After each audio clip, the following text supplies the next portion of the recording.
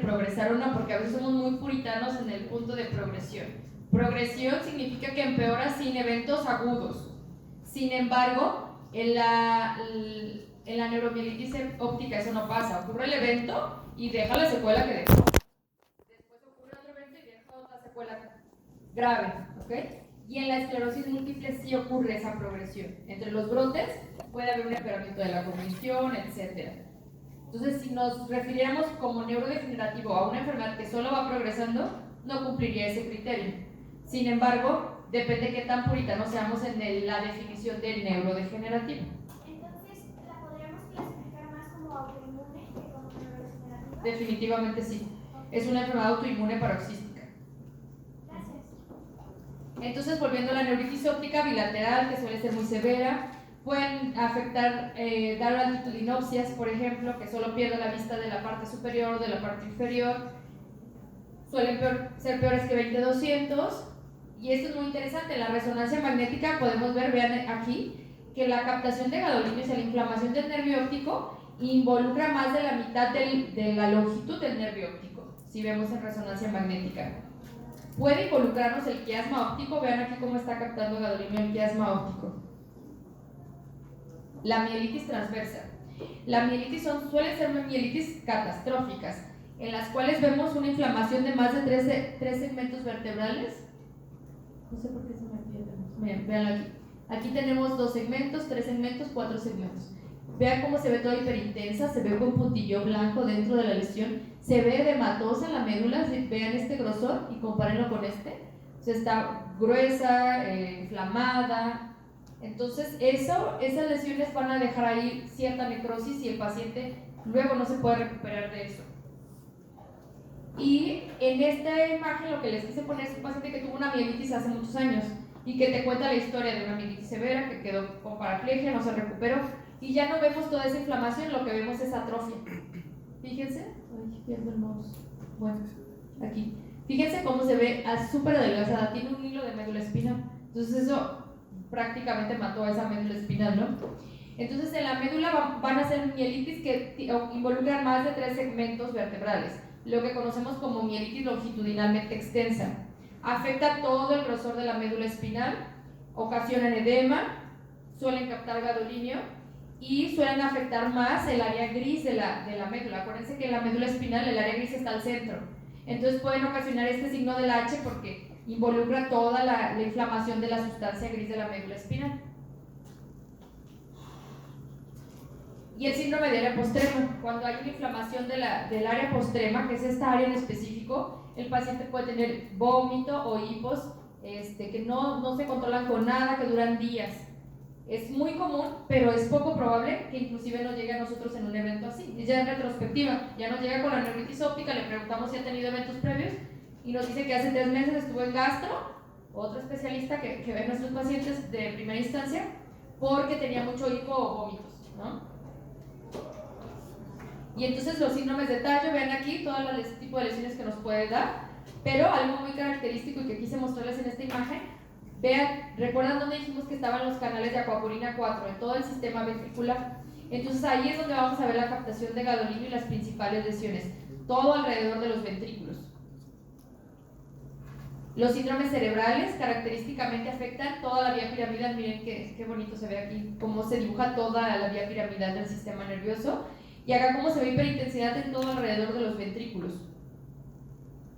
Pero entonces nos puede dar otras manifestaciones clínicas, no solo estos 6 síndromes. Nos puede dar CIJAD, hipotermia, fiebre, hipotensión, bradicardia, narcolepsia. O sea, acuérdense que afecta al diencéfalo, entonces nos puede afectar todo, dar 1000 manifestaciones. Nos puede dar síndrome de encefalopatía posterior reversible, hiperprolactinemia, hiperfagia, prurito generalizado, es un síndrome común en las pacientes. Entonces, banderas rojas, lo que comentábamos justamente, una progresión de más de 4 semanas. Las mielitis que sean parciales, que haya bandas oligoclonales. Fíjense qué interesante porque hablamos que los fenómenos inflamatorios intratecales ocasionaban bandas oligoclonales. Y en este caso, la producción de los anticuerpos es periférica. Entonces, solo el 20% de los casos con neuromielitis óptica pueden tener bandas oligoclonales positivas.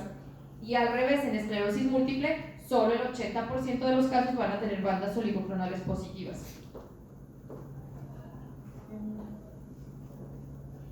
Es común que haya asociación con otras enfermedades autoinmunes.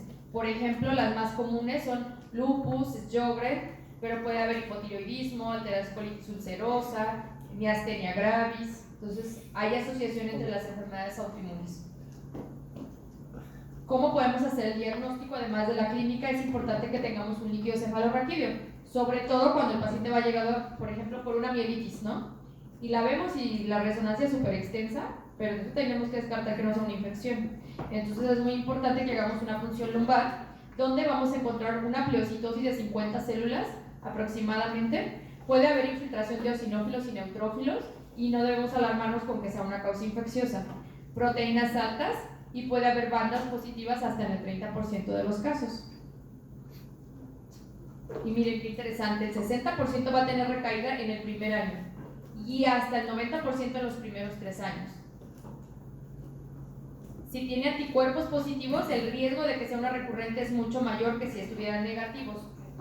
Y miren, hasta el 50% de los pacientes a 5 años va a tener ceguera, ya sea uni o bilateral, o requerirá de apoyo para caminar. Entonces es muy importante que desde el primer evento hagamos el diagnóstico, porque si espera, o sea, si la paciente ya tuvo una neuritis óptica, por ejemplo unilateral, se quedó ciega, no recuperó, y tú le permites que tenga otro evento, pues o sea, puede perder el otro ojo, o puede quedarse sin caminar. Entonces es muy importante que hagamos el diagnóstico temprano.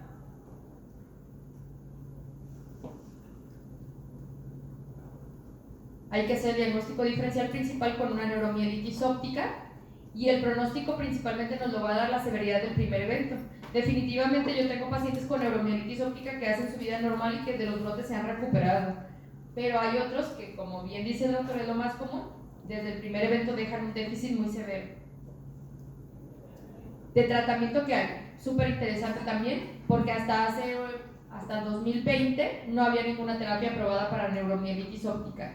Lo que usábamos eran inmunosupresores a base de ácido micofenólico, rituximab, azatioprina. Sin embargo, por ser una población tan pequeña es difícil hacer ensayos clínicos porque no es una enfermedad rara, pero empezaron a surgir nuevos tratamientos para esta enfermedad. El tratamiento de los brotes, igual que en esclerosis múltiple, metilprednisolona en 1 gramo al día, por mínimo en este caso 5 días. Si no funciona inmediatamente plasmaféresis, a ellos sí que les ayuda muchísimo más la plasmaféresis o inclusive las dos terapias a la par, porque son recaídas mucho más severas. Y entonces dentro de los tratamientos nuevos, rápidamente solo se los voy a mencionar porque me encantan los mecanismos de acción sobre la fisiopatología que ya platicamos. Tenemos por ejemplo un anti-CD19 que lo que hace es el inebilizumab, lo que hace es prácticamente matar a las células que expresan este marcador, que son las células B, ¿verdad? Entonces las agarra desde antes que expresen el CD20, después que expresan el CD20 y en cuanto empiezan a producir anticuerpos. Y entonces lo que hacemos es reducir las células que producen el AQP4, el anticuerpo. El otro medicamento es el eculizumab, que es un anticuerpo monoclonal que actúa sobre el complemento. Ya dijimos que el daño principal está dado por la cascada del complemento. Entonces lo que hace es unirse a C5, que recuerden que C5 cuando se cinde a C5A y C5B, se desencadena ahora sí el complejo de ataque de membrana. Entonces al inhibirlo pues no pasa este mecanismo. Y el satralizumab, que es una antiinterleucina 6, lo que hace es inhibir a la interleucina 6 y todo lo que ello conlleva. O sea, tiene muchas factores o trabajos que hace la interleucina 6 para desencadenar el fenómeno inflamatorio. Entre ellos activar a los linfocitos B, activar linfocitos T. Entonces, al inhibir la interleucina 6 se inhiben todos estos mecanismos. Y bueno, eso con respecto a neuromielitis óptica AQP4. Rápidamente les voy a hablar sobre una nueva entidad. Tenemos 10 minutos. ¿Alguien tiene dudas sobre neuromielitis óptica? Dígame, doctor. ¿Hay algunos signos clínicos que podamos usar para delimitar el síndrome cerebral? Híjole, puede ser súper variable. Lo más común es que te puedan dar encefalopatía o que te den hemiparesias. Gracias. Sí. ¿Cuál es como su correlación con lo de la colitis ulcerativa?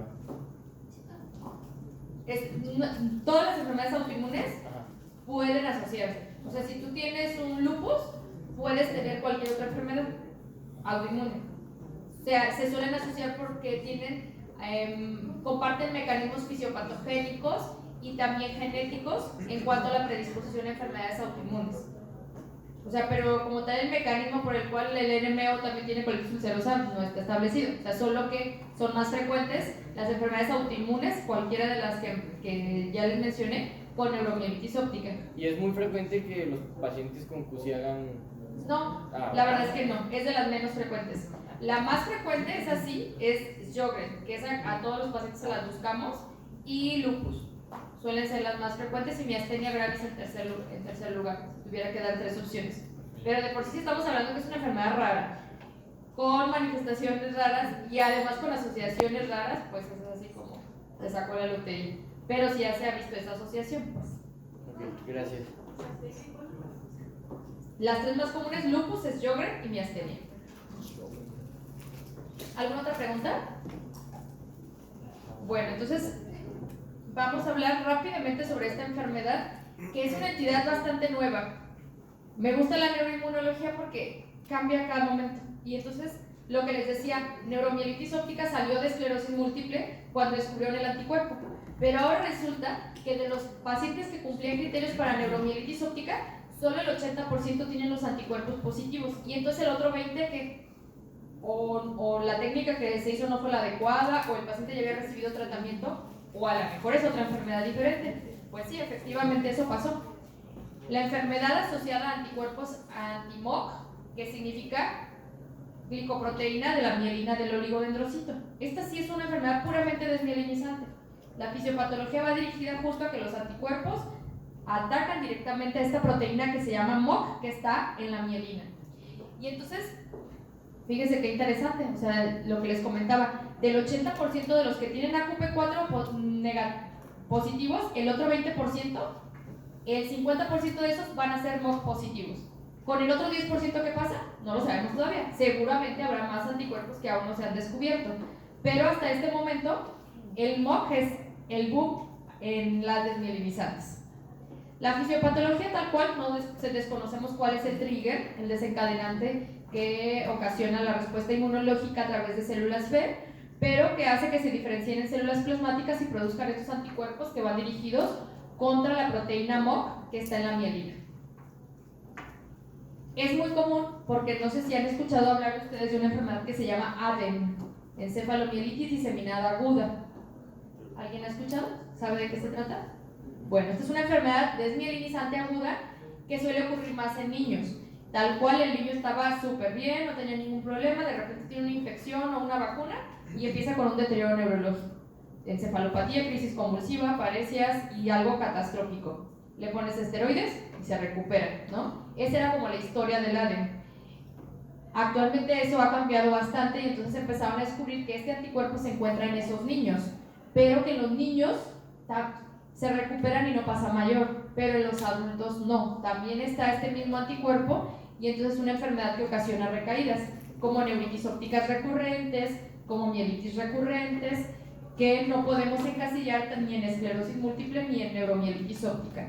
Y en este gráfico lo único que les quiero mostrar es cómo se comportan niños y en adultos. Miren, ¿cuál es la manifestación más común? Por ejemplo, en niños, la encefalomielitis diseminada aguda, y en segundo lugar neuritis óptica y mielitis transversa. Pero si nos vamos a los adultos, esto cambia. Es muy raro que haya una encefalomielitis, la mayoría van a presentar neuritis óptica y mielitis. Entonces ahí ya tenemos 3 diferenciales en nuestra clase de los neuritis ópticas, ¿no? Primero, ¿qué haríamos? Pues primero esclerosis múltiple, porque es la más común, descartarla. Después, si salió negativa la resonancia, AQP4. Salió negativa, MOG, ¿ok? Ese sería como nuestro lineamiento en diagnóstico. Afecta a personas más jóvenes, este es más común en hombres y suele, o antes creíamos en estos artículos que miren, este es del 2015, decía que era monofásica en la mayoría de los casos, como esto cambia de un año a otro, y que solían ocurrir con neuritis óptica bilateral y mielitis de forma simultánea. Pero en estos artículos, que son de 2019, o sea 4 años después, dicen el 70% es recurrente. O sea, entonces ya pasamos de que era monofásico a que no, ahora siempre sí recurre esta enfermedad. suelen tener las recaídas cuando se les va quitando el esteroide. Esa es una de las características, quitas el esteroide y el paciente tiene la recurrencia. Y entonces decían que era benigna y que todos se recuperaban y que no había mayor problema. Sin embargo, cuando empiezan a surgir análisis ya de pacientes, empezamos a ver que entre más tiempo lo sigan, mayor va a ser el porcentaje de pacientes que tengan recurrencia de la enfermedad, y que además los pacientes sí pueden acumular discapacidad desde el primer evento. En este gráfico les muestro la diferencia entre AQP4 que tuvieron mielitis y los que tuvieron MOC. Y entonces fíjense, del primer evento de mielitis solo el 38% tuvieron una recuperación completa, comparado con el AQP4, que obviamente sí es peor, solo el 19%, ¿no? Pero de que no es tan benigna como pensábamos, pues no lo es. A su vez con la neuritis óptica igual, mientras que en las neuromielitis óptica AQP4 se recuperan el 33%, en las de MOC solo el 53%. Y entonces han surgido nuevos algoritmos de tratamiento con respecto a esta enfermedad, sobre si tratar, si no tratar, si cuándo tratar. Y entonces eso ha sido bastante nuevo, sobre que sí tenemos que dar también inmunosupresores por el riesgo alto de recaídas y de severidad de la discapacidad que puede ocasionar, pero que todavía no sabemos por cuánto tiempo en realidad. O sea, sería medir nuevamente anticuerpos y estar vigilando si, en qué momento se negativizan para retirar, o al menos 2 años de tratamiento. Y entonces aquí les pongo que no sé si ustedes lo alcanzan a ver, pero nos diferencia tanto por clínica, por imagen o por manifestaciones clínicas las 3 enfermedades que ya vimos. Y entonces son como los tips más importantes en cuanto a epidemiología, las manifestaciones, lo que vamos a encontrar en el líquido cefalorraquídeo, y si se fijan todas prácticamente nos basamos en tratamiento inmunomodulador. Sin embargo, hay tratamientos para esclerosis múltiple que pueden empeorar la neuromielitis óptica por la fisiopatología. Entonces no es como que a todos los vamos a tratar igual. Sí tenemos que tener una certeza diagnóstico para poder establecer un tratamiento adecuado. Por imagen, ¿cómo diferenciarlas? Aquí este artículo está muy bonito porque por imagen les muestra cómo se ve por resonancia las neuritis del MOC, que son, pueden ser extensas, por ejemplo, que pueden ser bilaterales, las de NMO, que suelen agarrar el quiasma óptico, y las de esclerosis múltiple, que suelen ser pequeñitas, no agarrar todo el grosor del nervio óptico. Las lesiones en cerebro, cómo se ven en cada una de las enfermedades, qué estructuras afectan principalmente, y creo que de lo más relevante sería como la médula espinal, que si bien en MOC, una característica importante es que las mielitis suelen ser más bajas, o sea, suelen ser lumbares o dorsales bajas. Eso no pasa en esclerosis múltiple. En esclerosis múltiple la localización más común son cervicales y torácicas altas. Y en neuromielitis, también cervicales o dorsales, pero que sean de más de 3 segmentos. Entonces esas son como las características principales. Y pues bueno, a ver si alcanzamos.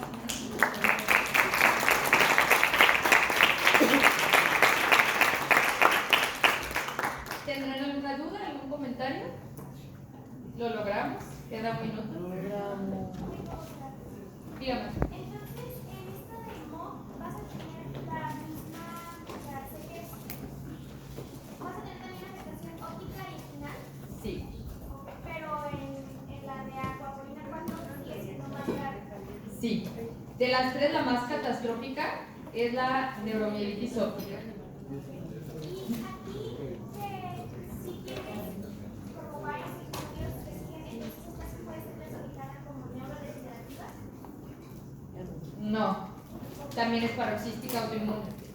Sí. Sí.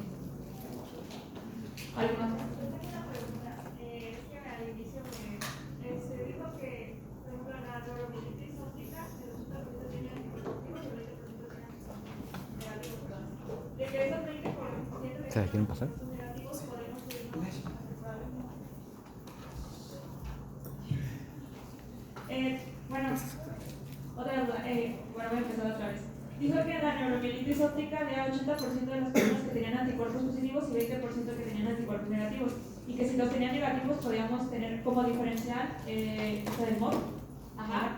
Y ahí luego me confundí porque puso unos porcentajes y dijo que dentro de ese 20%, el 50% tiene los anticuerpos positivos del MOC. Así es.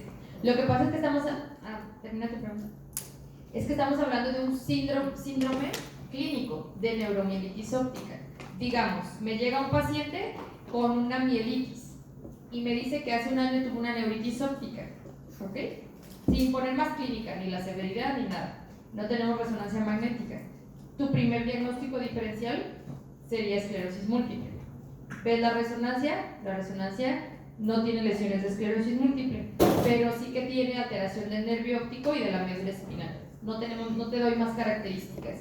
Entonces, tu paciente cumpliría sindromáticamente diagnóstico de neuromielitis óptica. O sea, se está afectando la médula y el nervio óptico. Ahí tienes dos posibilidades de diagnóstico, por AQP4 o por MOC. ¿Okay? El 80% de estos pacientes va a tener anticuerpos antiaquaporina 4 positivos. Y ya lo catalogas como neuromielitis óptica, la enfermedad de Vick con AQP4 positivos. Pero ese 20% que salió negativos puede ser una enfermedad asociada a MOC. Que estos pacientes antes estaban catalogados dentro de los AQP4, de los neuromielitis óptica AQP4 negativos, apenas fue que salieron. Entonces, ya estás hablando de una enfermedad distinta que se trata diferente, ¿sí? Y seguramente de esos todavía hacen 20%, que solo el 10% tienen los MOC positivos, o sea, el 50%. Ahora nos falta otros 10 que ya veremos qué anticuerpos, ya que ustedes terminen medicina y empiecen a estudiar, seguramente ya lo sabremos. Y esto cambiará qué anticuerpos son los que están dirigidos en esos pacientes. Entonces, si solo tuviera daños oculares.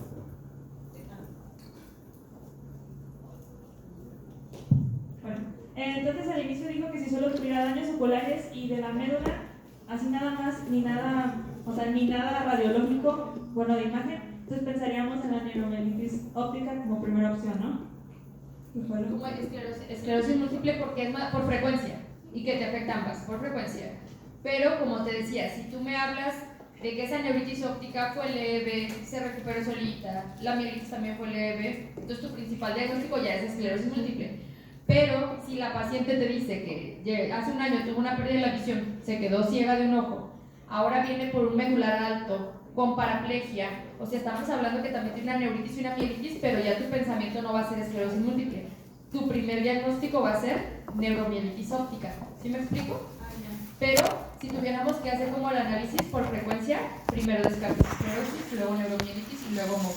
Sobre todo si la clínica no te está guiando mucho, porque a veces por pura clínica ves al paciente qué tan severa fue la mielitis y dices, este es una QP4. O una mielitis que en la resonancia la ves muy grande, pero el paciente anda caminando, este es un MOC. O un paciente que apenas tiene poca hipoestesia, este es una M, ¿sí? Y por ejemplo, lo del 10% que salió con MOC negativo es otra cosa que no sabemos todavía. Eso seguramente es una enfermedad del mismo espectro. Ahora se habla mucho de espectros para englobar todas estas enfermedades que comparten síntomas pero que tienen anticuerpos distintos. Seguramente habrá otros anticuerpos dirigidos que ya se están estudiando. Se habla del anticuerpo contra la proteína ácida fibrilar glial, entre otros. Entonces seguramente en un futuro nos van a decir cuáles son los más comunes. Gracias. ¿Alguna otra pregunta? Bueno, pues espero que les haya sido de agrado la charla y que hayan aprendido. Muchas gracias, estoy pendiente de cualquier pregunta.